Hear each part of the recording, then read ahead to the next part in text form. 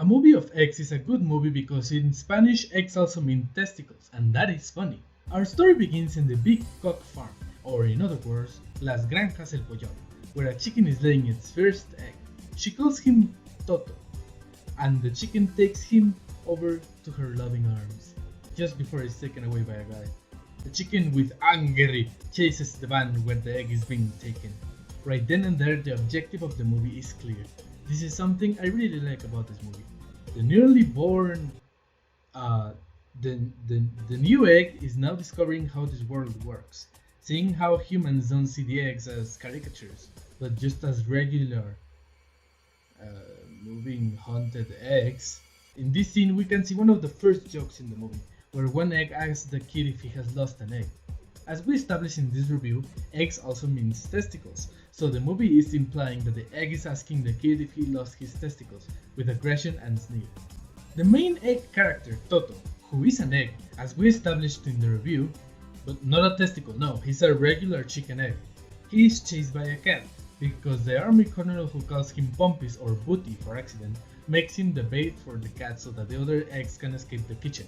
My question is, how has the chocolate egg not melted yet? He was under the fucking sofa, what the fuck? After a terrifying chase, Toto kills the cat with his egg powers and tries to leave, but he can't because the army colonel is a backstabber piece of shit and leaves his friends behind. After this, instead of returning to his mother, now his objective is to kill the asshole who left him behind. But it also happens that the nerd also wants to get revenge for losing his and he also so happens to know that the camp that the army general is in right now is a farm called the Big Cock Farm. And let me just say that that name is completely inappropriate for a kids movie, to be honest. In this scene we can also see another very cool joke, where the nerd says that 2 eggs are better than 1. This is also a reference to the testicles. Their escape plan is to get into the lunch boxes of one of the kids in the house. On their way they find a knight and a piece of bacon to accompany on their journey, but the knight dies of HIV before he could go in the lunchbox. On the way to school, we can see a perfectly clear depiction of Mexico City in its most beautiful and pure form.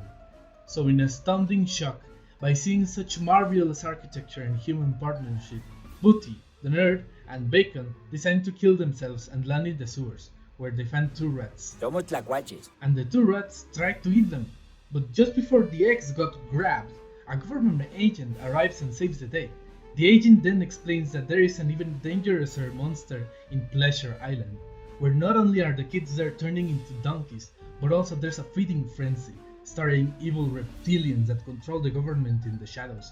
But the agent can't do anything about it because he's too lazy to do anything.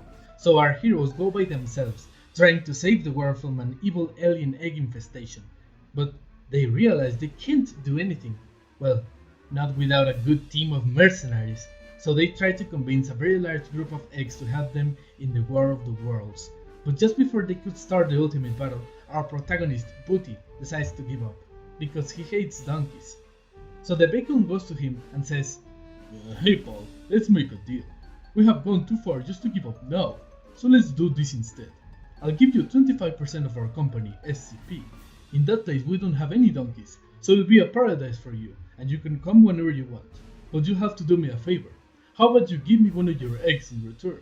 So Booty accepts this offer so he can finally achieve his dream of being a shareholder of a very important corporation and also being a trans man. The battle is about to begin. The army colonel returns in this battle so he can help Booty destroy the reptilian society, but he gets crucified because he's a backstabber piece of shit. From that moment on, a new religion was born, but that is another story. The battle begins. The eggs from all over the world are fighting against oppression, manipulation, and ignorance. They are not going to keep obeying stupid alien monsters anymore.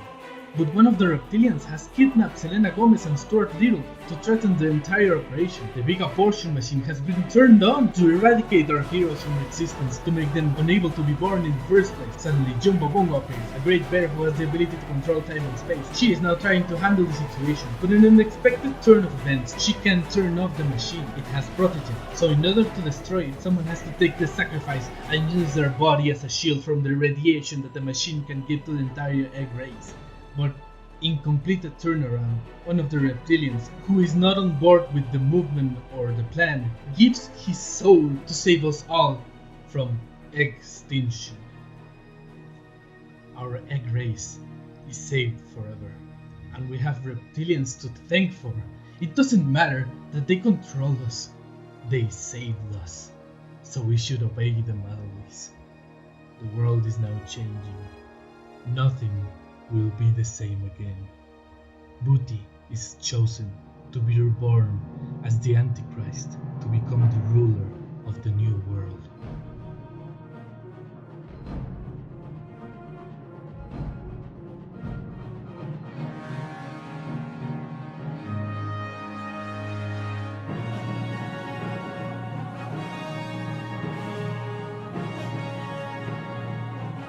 Y yo soy Bubi.